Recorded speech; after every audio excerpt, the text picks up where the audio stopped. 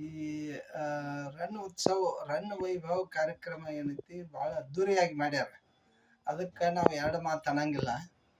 ಆದ್ರ ಸ್ಥಳೀಯ ಕಲಾವಿದರಿಗೆ ಕೊಡಬೇಕಾದಂಥ ಗೌರವ ಕೊಡಲಿಲ್ಲ.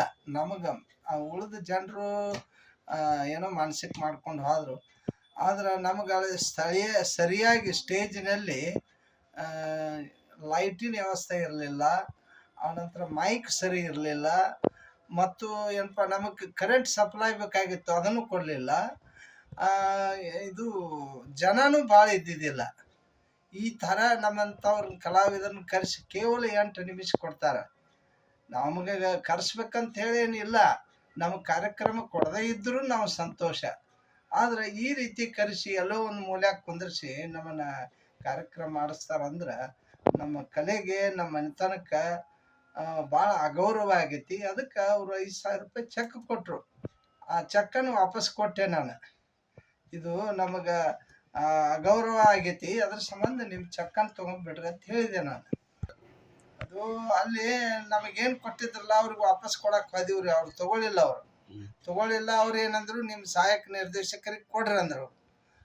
ಆಯಿತು, ಅವ್ರನ್ನ ಹುಡುಕ್ಯಾಡಿ ಅವ್ರಿಗೆ ಹೇಳಿ ಕೊಟ್ಟಿವ್ರಿ. ಹಿಂಗೆ ನಮಗೆ ಭಾಳ ಕಡಿಮೆನೂ ಆಯಿತು, ಆದ್ರೆ ನಮಗೆ ಅಗೌರವ ಆಗೈತ್ರಿ.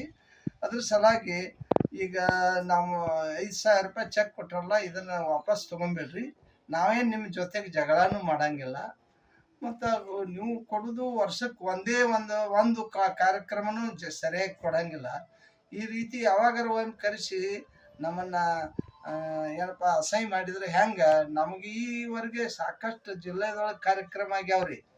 ಏನಪ್ಪ, ಸಾಹಿತ್ಯ ಸಮ್ಮೇಳನಗಳಾಗ್ಯಾವ, ಆನಂತರ ಚಾಲುಕ್ಯೋತ್ಸವ, ನವರಸೋತ್ಸವ, ಮತ್ತು ಇಲ್ಲಿ ರನ್ ಉತ್ಸವದಾಗೂ ಕಾರ್ಯಕ್ರಮ ಮಾಡೀವಿ. ಈ ರೀತಿ ನಮ್ಗೆ ನಡ್ಕೊಂಡಿಲ್ಲ. ನಾವೇನು ಅವ್ರದ್ದು ವ್ಯವಸ್ಥೆ ಕೇಳಿಲ್ಲ, ಏನೇನು ಕೇಳಿಲ್ಲ. ಮತ್ತು ಸಾಕಷ್ಟು ಕಡೆ ಗೌರವ ಕೊಟ್ಟಾರ, ಸಾಕಷ್ಟು ಕಡೆ ನಮಗೆ ಕಲೆಗೆ ಪ್ರೋತ್ಸಾಹ ಕೊಟ್ಟಾರ. ಈ ಸಲ ಅಲ್ಲಿ ಐಕ್ಯ ಸಮಿತಿ ಒಳಗಿದ್ದವರು ಇಂಥ ಒಂದು ಇದಕ್ಕೆ ಮಾಡ್ಯಾರೋ, ಏನು ಮಾಡ್ಯಾರೋ, ಯಾವ ರೀತಿ ಇದನ್ನು ನಮಗೆ ಅಸಹ್ಯ ಮಾಡ್ಯಾರೋ, ನಮಗೆ ಕೆಟ್ಟಾಗಿ ಚೆಕ್ ವಾಪಸ್ ಕೊಟ್ಬಿಟ್ಟಿವ್ರಿ ನಾವು. ಇಷ್ಟ ನಮ್ದು.